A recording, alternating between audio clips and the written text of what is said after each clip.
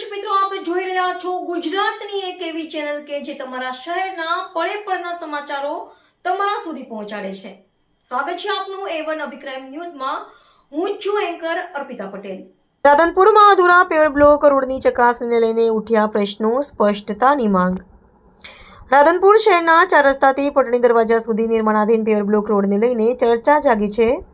રોડનું કામ હજી પૂર્ણ થયું નથી અને અનેક સ્થળોએ પેવર બ્લોક નાખવાનું કહી બાકી હોવા છતાં રોડ પરના એક ભાગ પર ભારે વાહન ચલાવી ક્ષમતા ચકાસવામાં આવી હોવાનું સામે આવ્યું છે.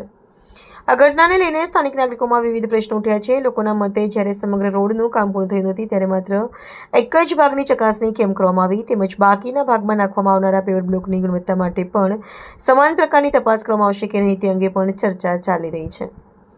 સ્થાનિકોનું માનવું છે કે રોડનું સંપૂર્ણ કામ પૂર્ણ થયા બાદ નિયમો મુજબ જરૂરી ગુણવત્તા પરીક્ષણો કરવામાં આવે તો વધુ પારદર્શિતા જળવાઈ રહે. હાલ અધૂરા કામ દરમિયાન કરવામાં આવેલી ચકાસણીને કારણે કામગીરીની પ્રક્રિયા અંગે લોકોમાં સવાલ ઊભો થયા છે. નાગરિકો દ્વારા માંગ કરવામાં આવી રહી છે કે આ પરીક્ષણ કયા ધોરણો મુજબ કરવામાં આવ્યું તેનો સત્તાવાર ટેસ્ટ રિપોર્ટ જાહેર કરવામાં આવે, તેમજ સમગ્ર રોડની ગુણવત્તા માટે એક સરખી અને પારદર્શક પ્રક્રિયા અપનાવવામાં આવે.